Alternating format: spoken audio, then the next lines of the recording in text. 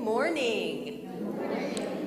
And welcome to Unity of Palmyra, where centered in love, we embrace a positive path for spiritual living. We are an open and affirming congregation. We love you exactly as you are in all of your magnificent glory, and we are so happy you are here today to start the Happiness Project, our summer series. Yes, so a quick disclaimer: if the sound of popping balloons scares you, I'll give you a little heads up when you're going to hear it, okay? Okay, I just don't want anybody to have a flashback or anything, so I'll let you know when it's coming. Oh, so let's take a nice big deep breath. And if you're in a place where you can safely close your eyes, let's do that to signal to the world that we are coming apart for a while. So relax your eyes, relax your neck, let your shoulders drop, and become completely present where you are right now. Whether you are in this sanctuary or you are watching us streaming through the ethers, I invite you to give yourself the gift of being fully present, letting go of any distractions, any thoughts, any to-do lists that might interfere with this experience. We let go of what was and what will be, and we are here now. And as always, we enter into this experience with gratitude as we say thank you for this time to come apart. Thank you for whatever safe space you are in right now as you hear these words. And finally, thank you for one another. And so it is. Amen. So we're going to have a little fun to start off our series this morning, so please stand. And Kate has been primed to allow us time to clap and stomp and hooray, but we're going to keep this one moving, and we're going to pretend that we're back in Vacation Bible School. Okay? Spirit Camp. Well, I went to Vacation Bible School. Our kids go to Spirit Camp. All right. Kate, are you ready? I'm ready. Okay, let's go.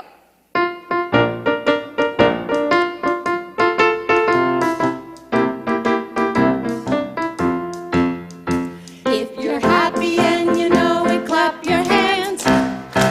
If you're happy and you know it, clap your hands. If you're happy and you know it, and your face will surely show it. If you're happy and you know it, clap your hands. If you're happy and you know it, stomp your feet. If you're happy and you know it, stomp your feet.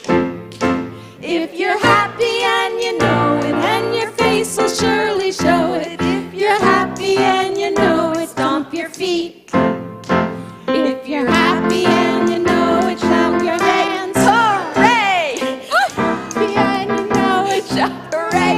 Hooray! If you're happy and you know it, and your face will surely show it. If you're happy and you know it, shout hooray. Hooray! If you're happy and you know it, stomp all three. Wait. Hooray! If you're happy and you know it, do all three. Hooray! If you're happy and you know it, then your face will surely show it. If you're happy and you know it, do all three.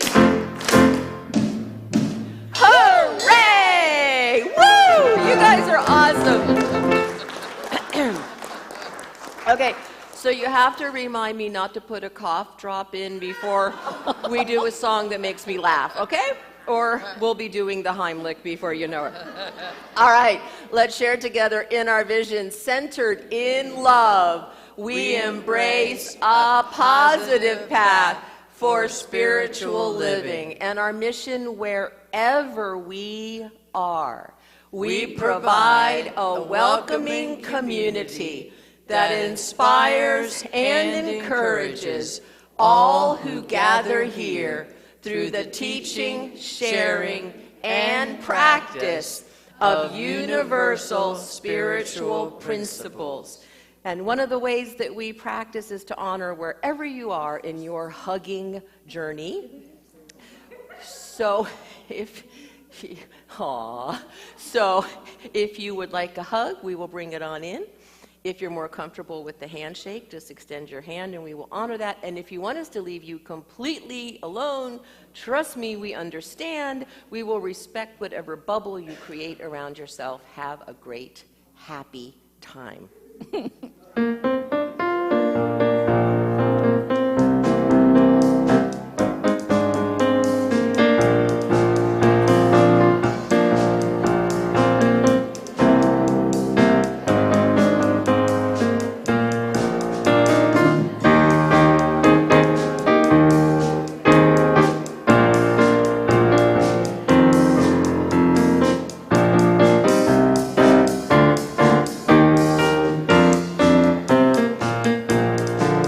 I'm in the right place at the right time. I'm just where I'm supposed to be. I'm in the right place at the right time. I'm just where I'm supposed to be. Oh, my soul is welcome here. Oh, my soul is welcome here. I am getting the message loud and clear. My soul is welcome here. I'm in the right place at the right time. I'm just where I'm supposed to be. I'm in the right place at the right time. I'm just where I'm supposed to be. Oh, my soul is welcome here. Oh, my soul is welcome here.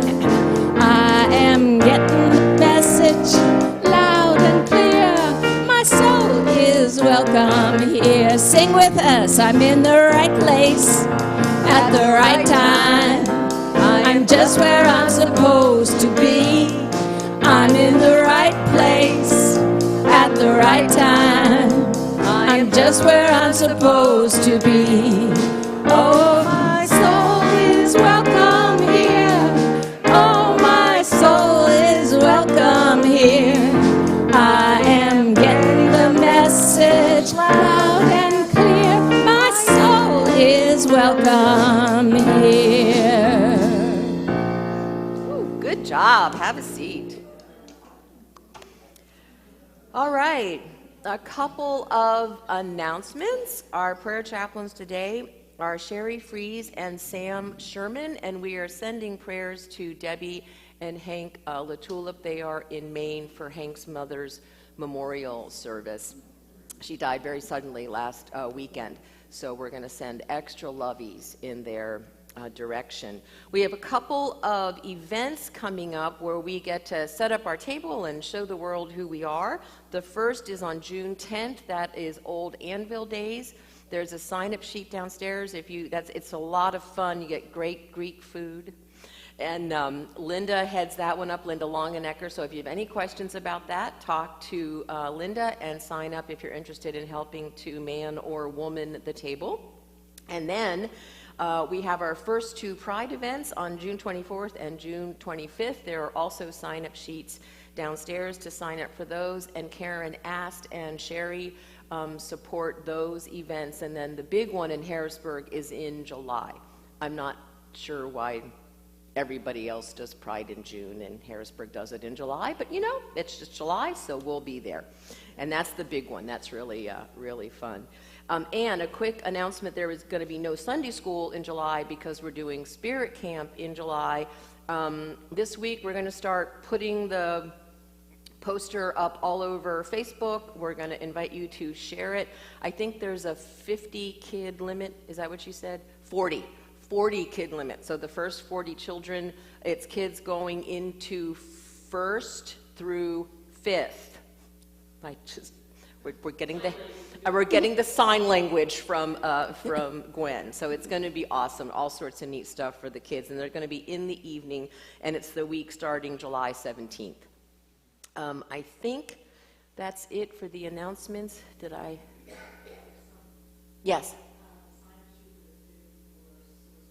Sign-up sheet for food for Source of Light is downstairs. It's going to be a rich, full, happy summer here at Unity of Palmyra. All right, and the kitchen renovations are coming along. Give us a couple more weeks, and we should have a brand new, completely user-friendly kitchen downstairs, because it's very important to keep the fellowship team happy. All right, Miss Becky, would you like to read the daily word? Good morning. The word for today is release. Regular releasing keeps me in the flow of life. I have been changing as long as I've been alive and will continue to evolve as long as I live. I make room for the person I'm becoming through releasing, which is an important part of my spiritual practice. Just as I would not fill my closet with clothes that no longer fit, I do not fill my life with beliefs and ideas that no longer reflect who I am and who I'm becoming. Regular releasing creates space in my life for new things to come in.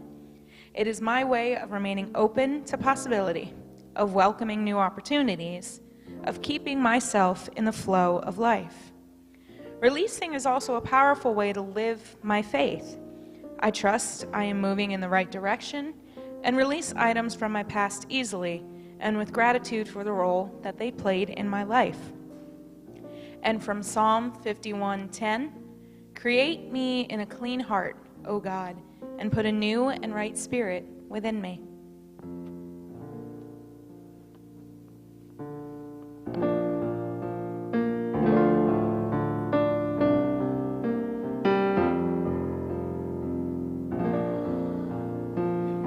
Oh, my family is here. I feel loved by the ones I hold so dear. And when my family needs me, I promise to be there. And when I need my family, I'm lifted up in prayer. So this is the time of our service where we consciously enter into an attitude of prayer. So I invite you, if you are comfortable, to close your eyes and to sink deep down into that place within you that knows that all is well. That place beneath the news and the drama and the clinging and the waves. That deep, still place that is always available to us. And from this place of absolute peace, we acknowledge any challenges, any problems, any fears, any doubts or worries that may surface in our mind. And we allow them to drop into that place. We surround them with the truth of our being. We surround them with our wisdom, our courage, our strength, our love, our compassion. And as we just heard, our ability and our willingness to release. To release whatever belief or thought or opinion or mindset is causing our suffering. to release whatever attachment is keeping us stuck.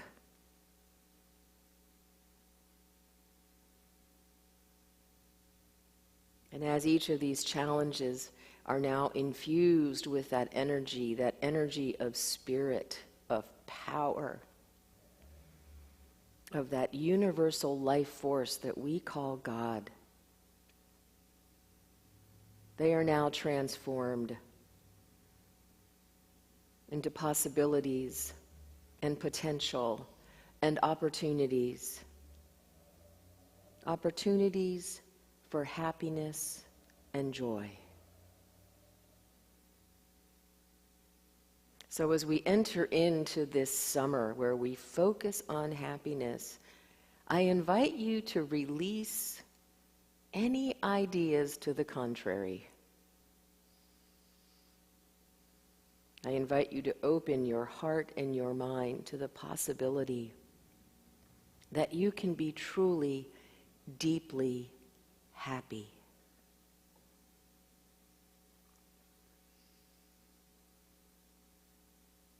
And so we surround our entire community, to anyone that is hearing these words, with that joy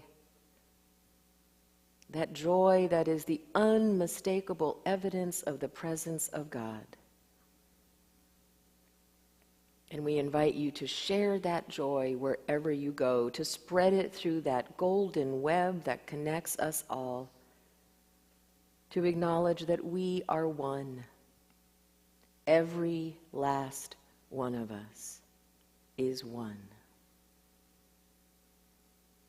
And so we take that energy into our time together. We take it into our day and into our week. And as always, we remember that together or apart, we are always connected at the heart. And so it is. Namaste.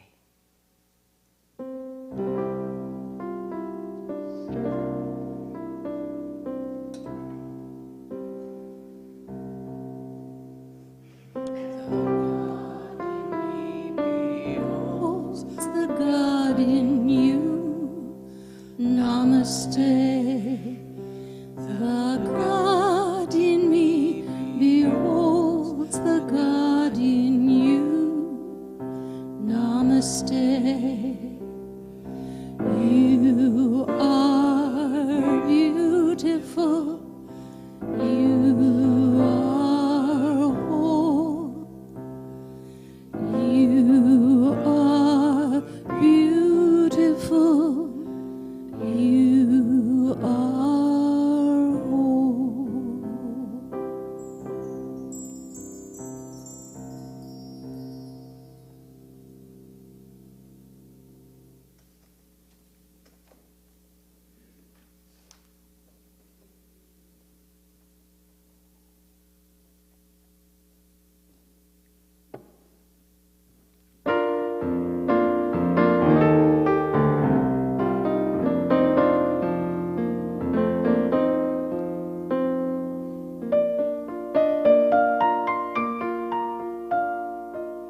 Happiness is 2 kinds of ice cream.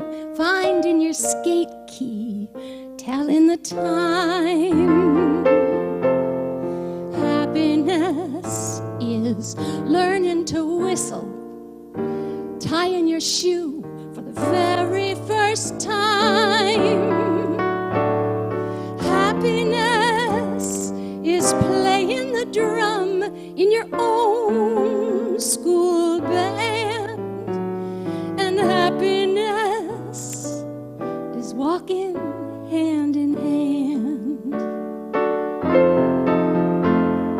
Happiness is 5 different crayons, knowing a secret, climbing a tree. Happiness is finding a nickel, catching a firefly, setting him free. Happiness is being alone every now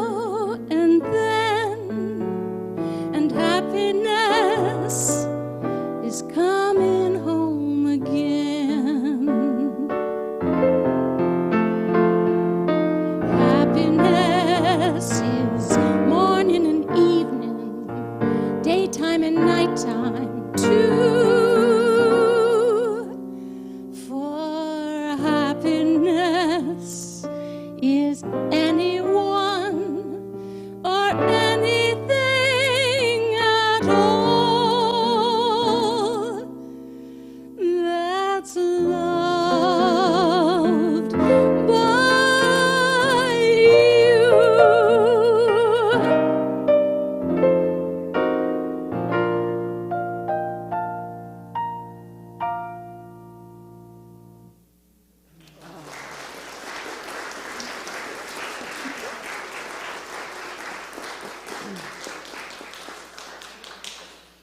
You know, that's a great song done really well when you wish it was longer. Right. Thank you, Kate. That was wonderful. So welcome to the Happiness Project. We're going to spend this summer exploring what happiness is and what happiness isn't and how to create more of it. So as I like to do, we're going to look at some of the misperceptions around happiness before we get into creating more of it. We're going to clear the path so there is nothing to hold you back from fully embracing being happier this summer. And we were talking before the service as we were preparing for the service, and I said, here's the deal. If you are not the least little bit happier by the end of this summer, you are not trying, okay? So here's what we're going to do. We're going to pop, get it? Some happiness myths. And I'm going to start with the big one. This is what Gretchen Rubin calls the most pernicious myth about happiness. And, okay, you ready? You know, am I ready?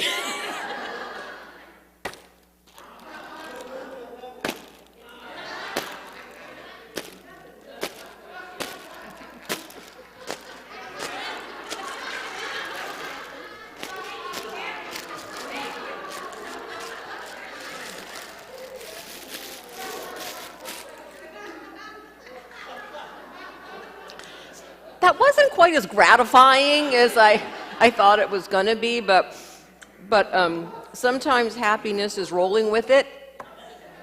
Okay, here it is from Gretchen Rubin, who is the author of many books. The one we're studying is The Happiness Project. This is what she says.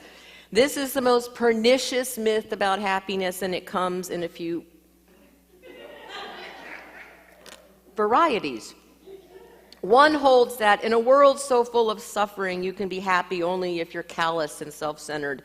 Another one is, happy people become wrapped up in their own pleasure. They're complacent and uninterested in the world. Wrong, wrong, wrong. Studies show that quite to the contrary, happier people are more likely to help other people. They're more interested in social problems. They do more volunteer work, and they contribute more to charity. They're less preoccupied with their own personal problems. By contrast, less happy people are more apt to be defensive, isolated, and self-absorbed. And unfortunately, their negative moods are catching. And she goes into some detail into what's called emotional contagion. Now, of course, we all know that, right? Because we know that we're just energy in skin suits. But she says, just as eating your dinner doesn't help starving children in India, anybody else grow up hearing that? Being blue yourself doesn't help unhappy people become happier. She said, I've certainly noticed this about myself. When I'm feeling happy, I find it easier to notice and to identify with other people's problems. She talks too about she has more empathy when she's feeling happy with herself. She has more energy to take action. She has the emotional ability to tackle sad or difficult issues. And she says, I'm not nearly as preoccupied with myself. I feel more generous and forgiving. So she has several of what she calls splendid truths. And then we're going to talk more about that as we go through the summer. But one of them is, one of the best ways to make yourself happy is to make other people happy. It's actually like psychologically true. One of the best ways to make other people happy is to be happy yourself. And this goes back to the emotional contagion. She says, in fact, the epigraph to the book, The Happiness Project, is a quotation from Robert Louis Stevenson. There is no duty we so much underrate as the duty of being happy. So that's the first myth that we didn't pop. Okay, we're going to do another one. I don't know if this one will be any more.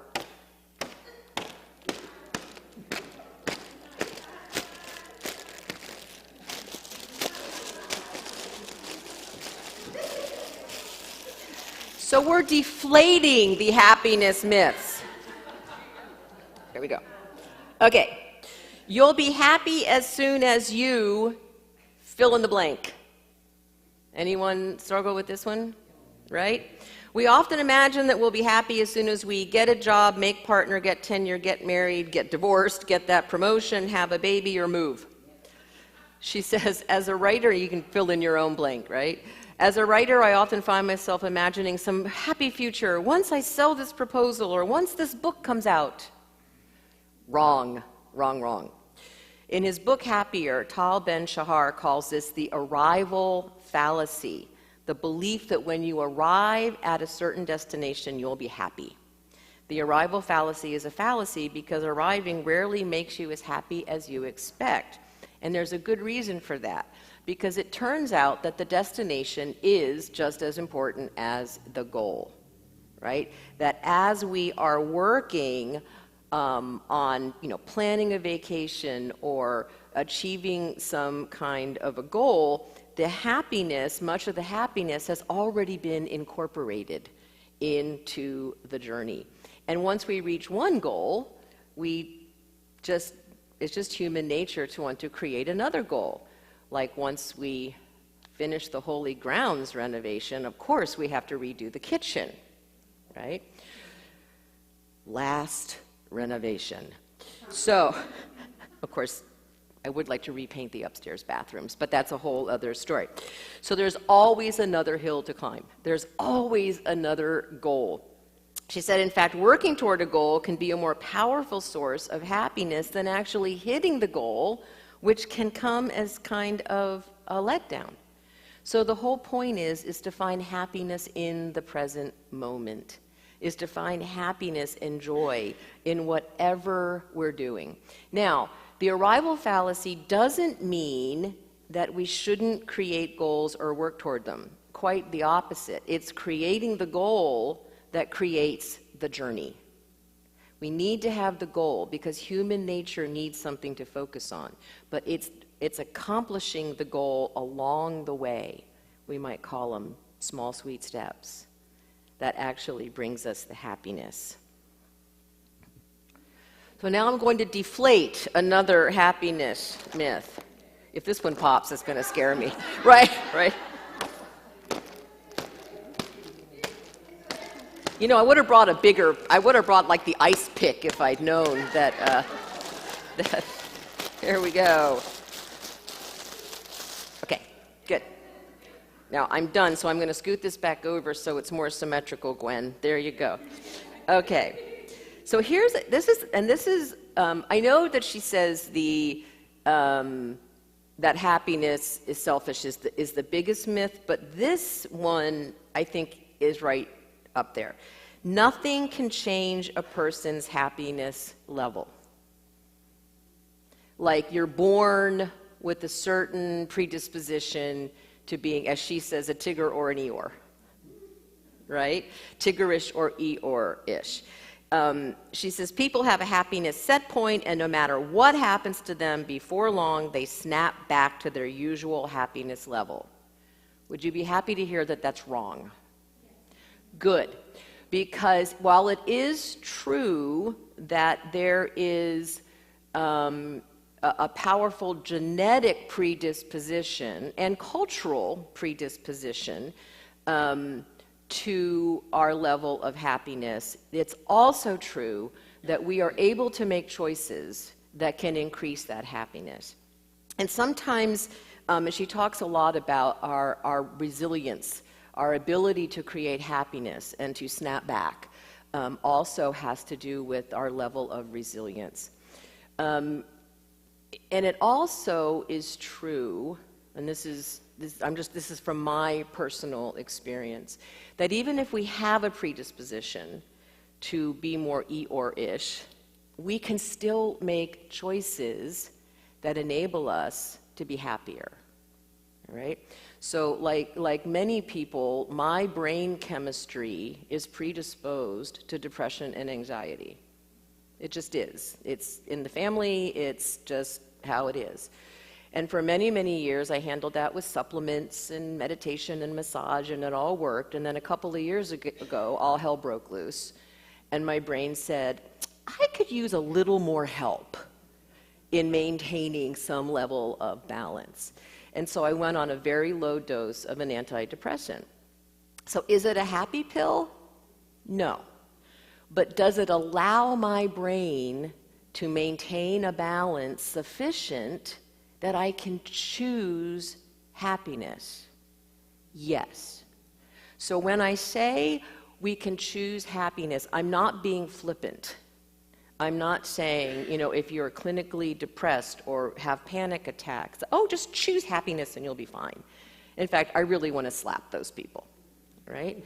Because for some of us, it's not easy to choose happiness, but we can make choices that make it easier for us to choose happiness. So if we enter the apocalypse, I am going to stock up and buy decades worth of 50 milligrams of Zoloft for my benefit and yours, all right? So I'm just sharing that to say, yes, even if we're predisposed, we can still make choices that help us to create happiness. And it is a choice, right? We have to decide that being happy is better for us and the people that we love. Because here's the thing, you guys, emotional contagion is real. Ken and I have joked in our 30-odd years of, and I didn't mean that the way it sounded. I'm sorry, honey. In our 30-something wonderful years of being together, we both have had highs and lows. And we've commented that it's been such a blessing that we've never had them at the same time. Right? That we've been able to support each other through, through the lows. I mean, COVID was a challenge. I won't, kid about that. But that emotional contagion is real. So when we make choices to be happier, it really does benefit the people that share our lives. The other thing, and this is just, again, this is me, this isn't Gretchen, is I've been just really observing the political upheaval in our country and many of the things we see on the news. And remember, please always remember that bad news sells. I know this is your twice yearly reminder that that's why all you see on the TV is bad news, right? There's a whole lot of good news out there. There are a whole lot of amazing, good, loving, generous people out there. They just rarely make the news except for the last 1 minute of the ABC, right? Can we have maybe that in the beginning? I completely forgot what I was going to say there. Oh, okay, I'm back. What I observe about the people that I see, the people that are carrying assault rifles into the grocery store, like, what are they going to kill the deer? I'm pretty sure it's already dead, right? Or that are, talking about how important it is to beat our children into submission and all of these things that we would perceive to be negative, right? I have to ask myself, is that something a happy person would do? And most of the time the answer is no. Is that something a person who loves themselves would do? Is that something a person who knows that they are connected to all that is would do?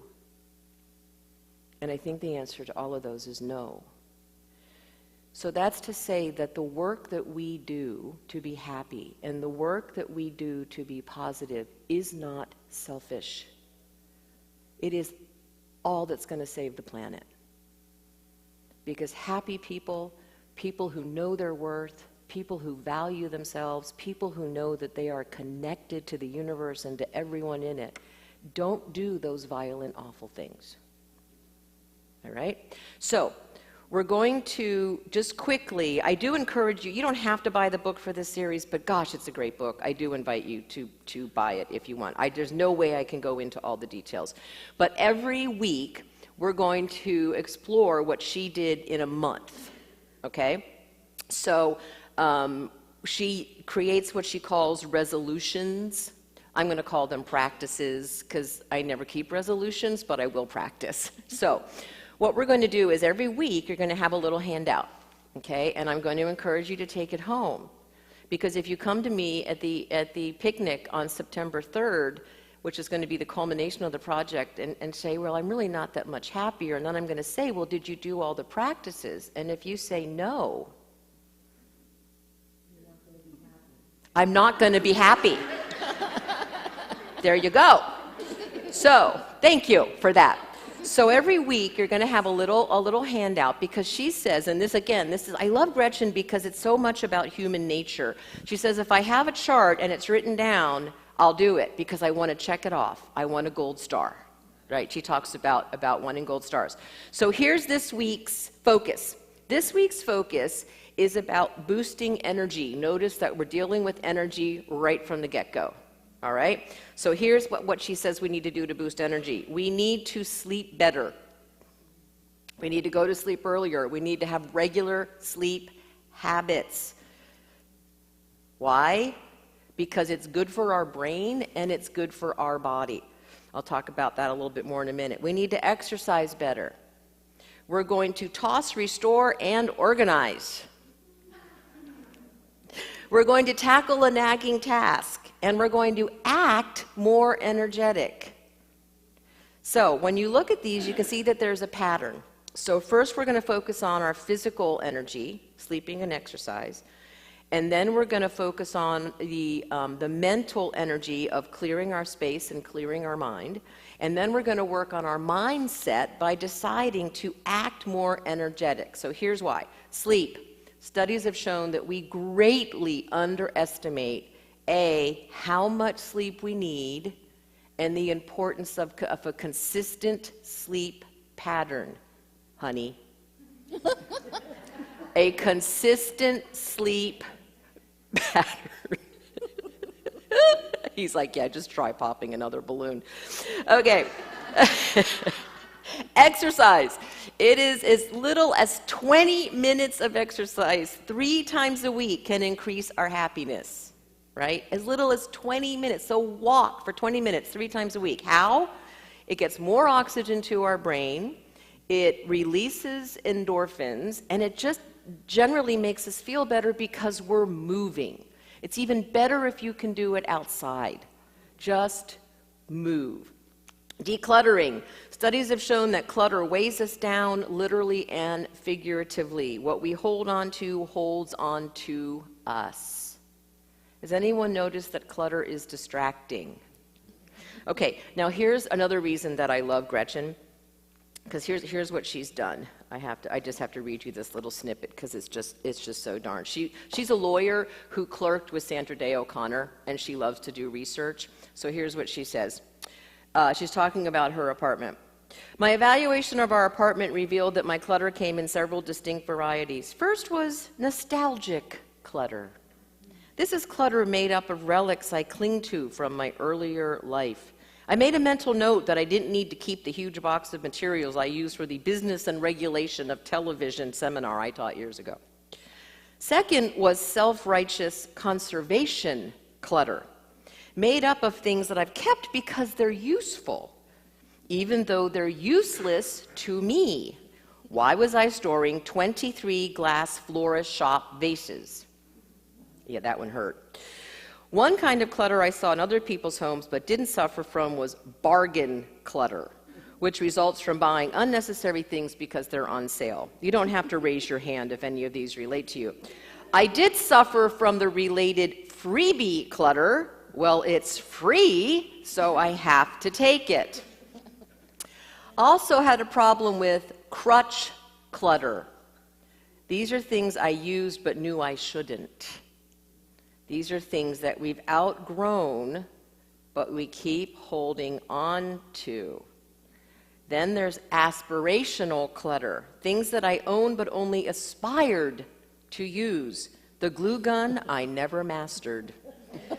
Mysteriously specific silver serving pieces untouched since our wedding, and my beige pumps with super high heels. I'm glad I didn't wear mine today. The flip side of aspirational clutter is outgrown clutter.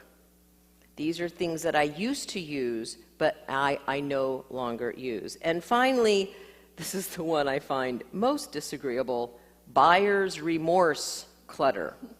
Rather than admit that I made a bad purchase, I hung on to things somehow I felt they'd been used up by sitting in a closet or on a shelf, and I wouldn't give them away for years. So, clutter. Can anyone relate to that? Right? It really is important to streamline and release clutter. Clutter weighs us down, right? It weighs us down. She gives some really good suggestions for the decluttering, and actually Ken and I have been doing one. She said, pretend you're going to move. Think about that, right? Pretend you're going to move. What would you not want to move? What would you not want to pay to move? Right? Like, dishes and vinyl records.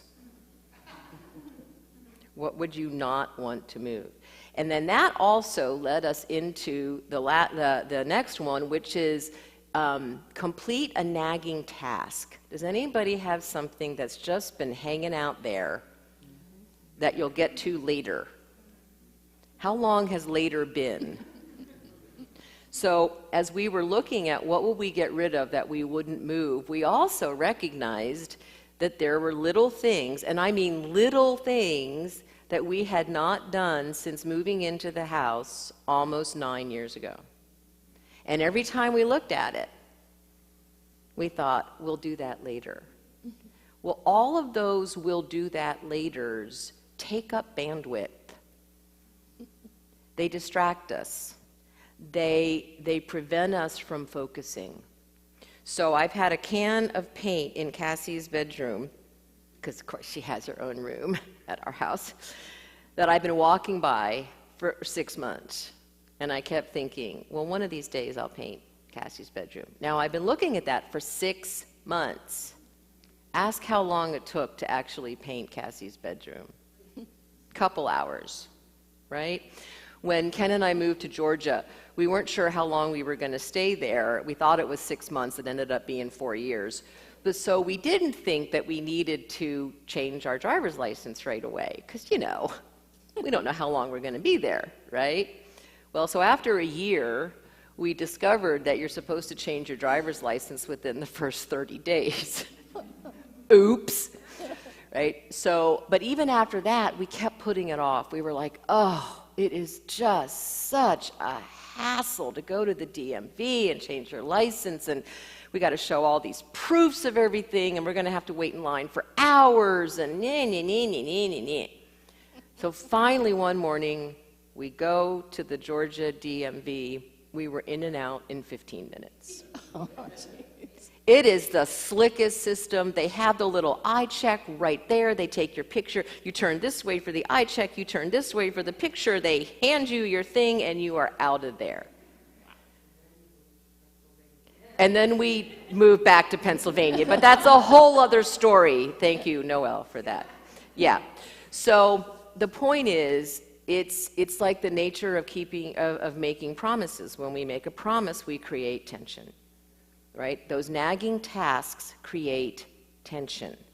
But the good news is when we do them, they release energy, and that's why they're in this week, because it boosts our energy to do that. The other thing we discovered as we were cleaning up after painting Cassie's room is there had been 2 little brand new outlets in the top drawer of her dresser for 8 years that Ken was going to replace. 8 years, every time I put her laundry away, I would see those outlets. The outlets are going in this afternoon, right? It feels good to do what we said we would do. And then finally, act more energetic.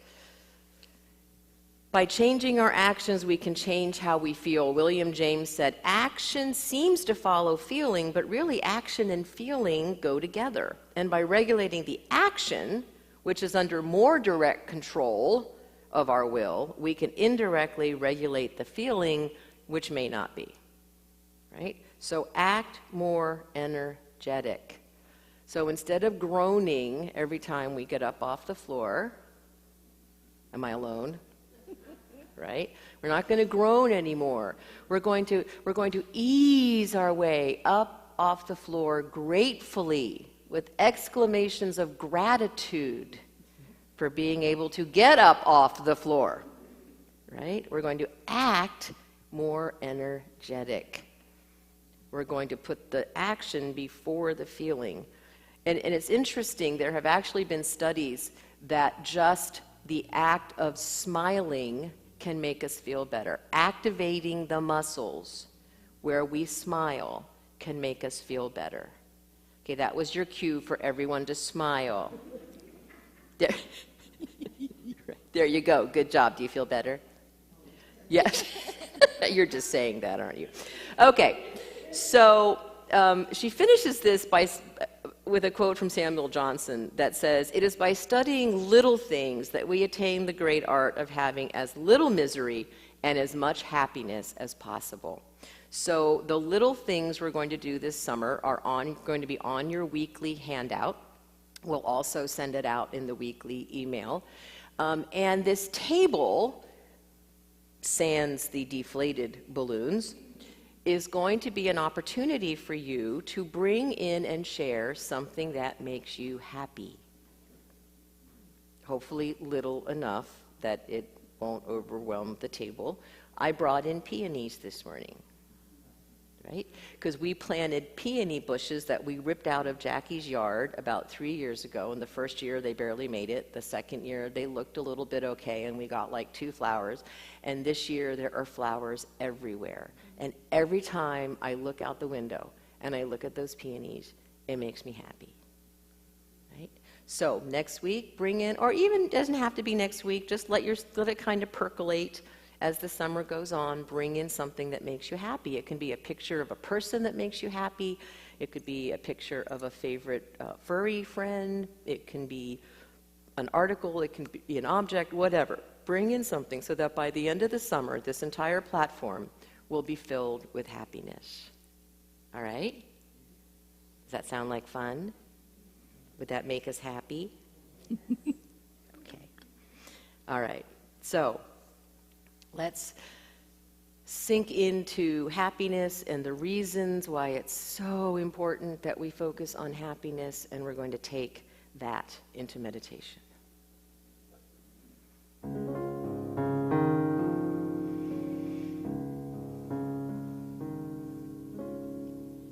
I will surrender to my greatest, highest good. I will release any fears that block my way. For every step I take is taken in pure faith, and I am stronger every moment, every day. My mind is willing and my heart is open wide. I trust my instincts and let Spirit be my guide. I vow to live a life that's real and pure and free, as I continue walking in this mystery. I will surrender to my greatest, highest good. I will release any fear that blocks my way. For every step I take is taken in pure faith, and I am grateful every moment, every day.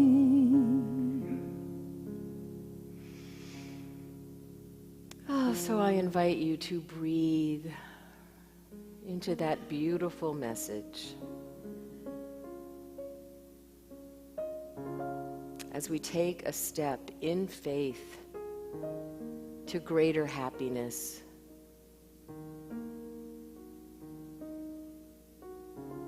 To experiencing that joy that signals the presence of Spirit. To be so open to the possibility of happiness that Spirit flows through us with abandon.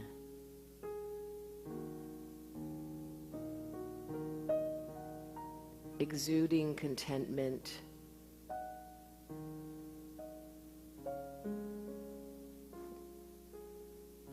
exuding peace,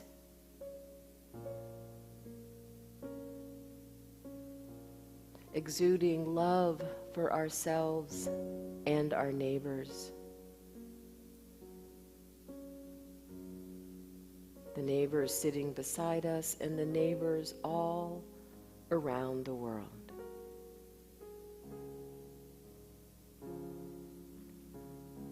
We surrender to the possibility of joy,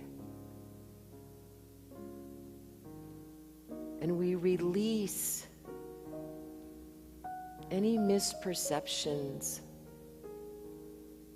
any old beliefs, any current beliefs that would prevent us from experiencing true happiness.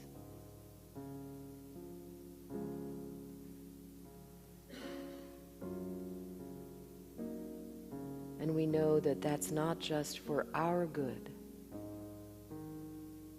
but for those who share our journey.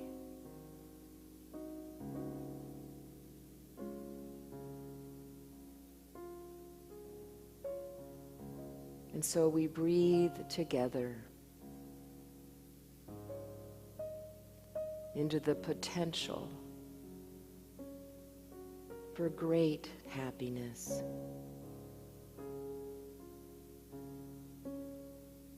And for that happiness to extend far beyond these walls, but to everyone we meet, to everyone we encounter.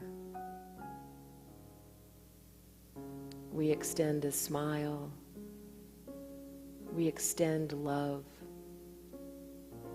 we extend joy.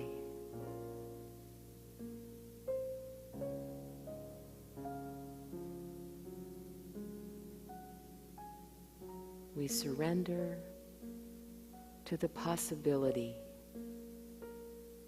of great happiness.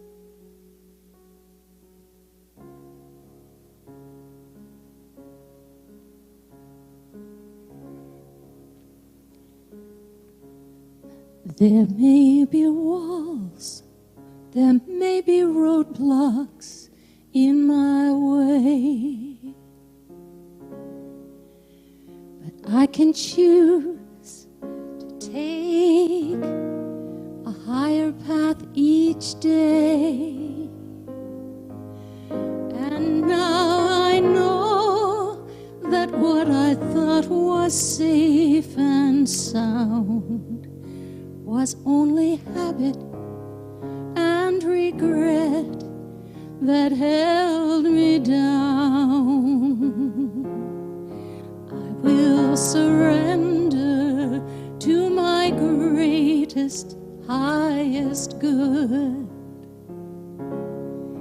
I will release any fear that blocks my way.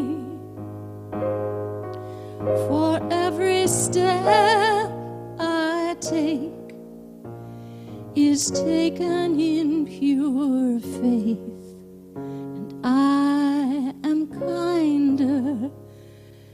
every moment, every day.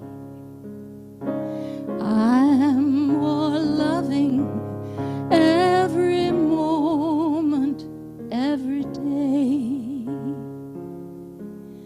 I will surrender every moment, every day.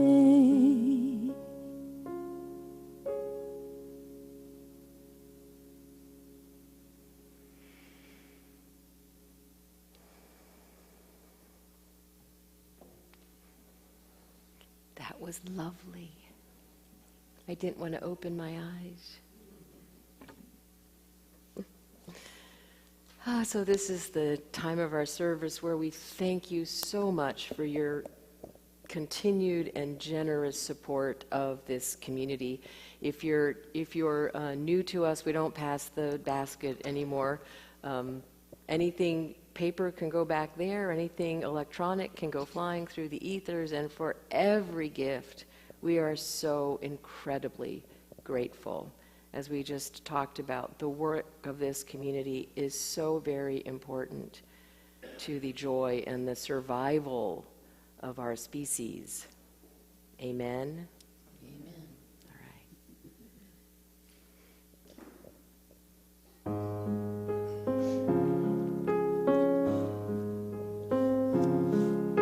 right. Sunshine on my shoulders makes me happy. Sunshine in my eyes can make me cry. Sunshine on the water looks so lovely. Sunshine almost always makes me high. And if I had a day that I could give you,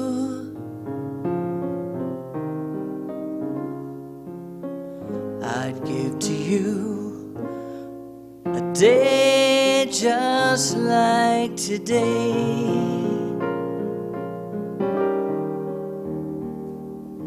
And if I had a song that I could sing for you, I'd sing a song to make you feel this way.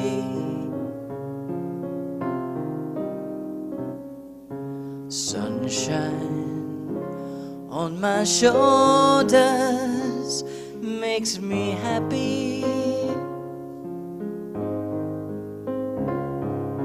Sunshine in my eyes can make me cry.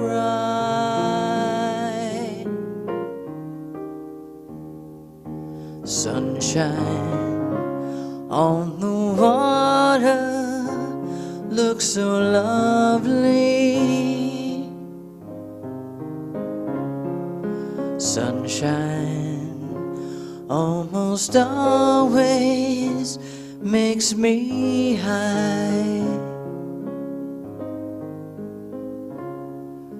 And if I had a tale that I could tell you, I'd tell a tale sure to make you smile. And if I had a wish that I could wish for you, I'd make a wish for sunshine all the while.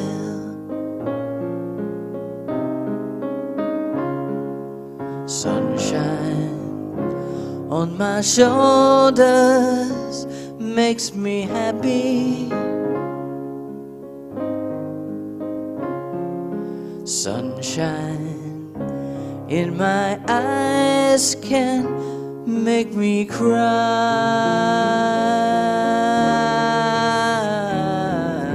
Sunshine on the water looks so lovely.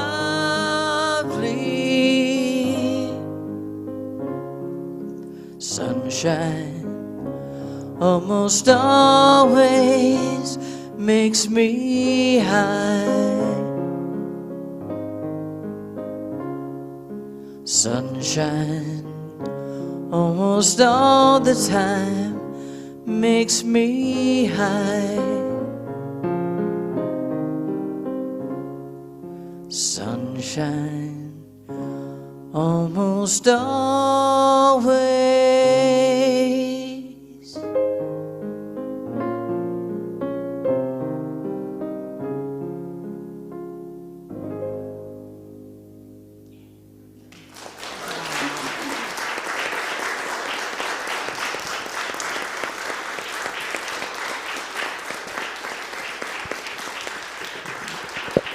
Thank you.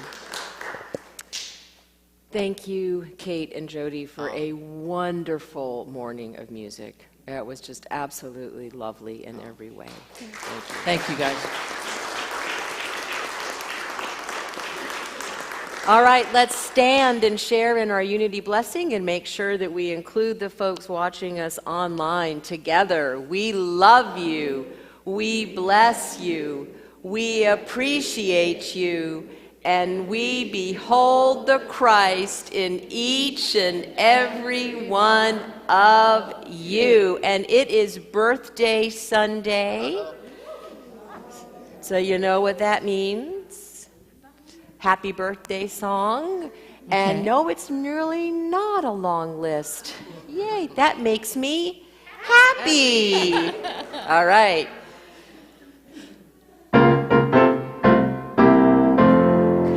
Happy birthday to you.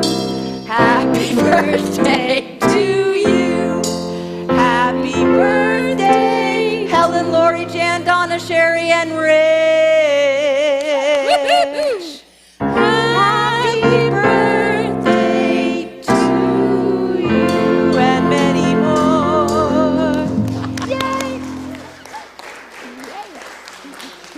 Did that make you happy, Jody, to do that? Yes, there. See? To each their own. Let's sing the peace song.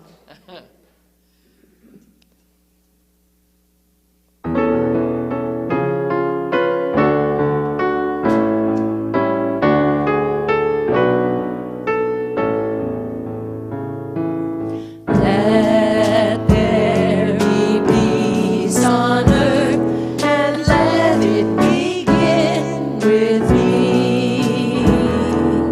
Let there be peace on earth, the peace that was meant to be, with God as creator, united all are we. Let us walk with each other in perfect harmony. Let peace begin with me. Let this be the moment now. With every step I take, let this be my joyous vow, to take each moment and live each moment in peace eternally. Let there be peace on earth, and let it begin with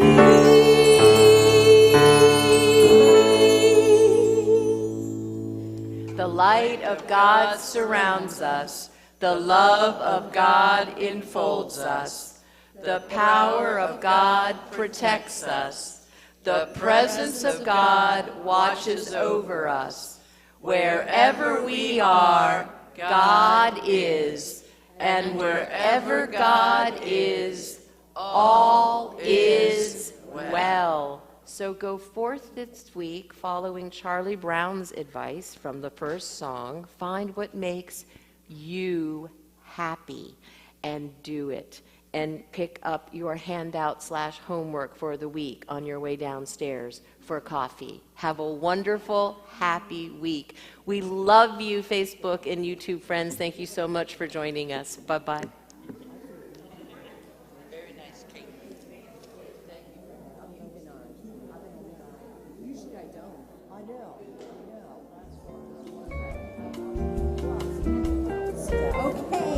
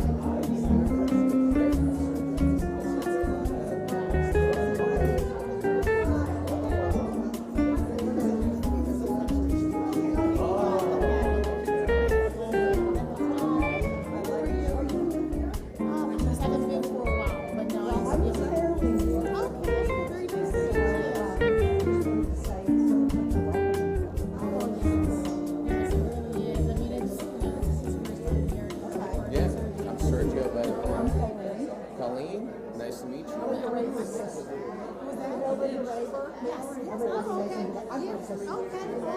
started to come when she wasn't able to drive the schedule. So I came and it's just friendly and open and It's open. I love the message of the Reverend Stephanie. She's really not down with what you do. exactly. Yes, yes. And that's what I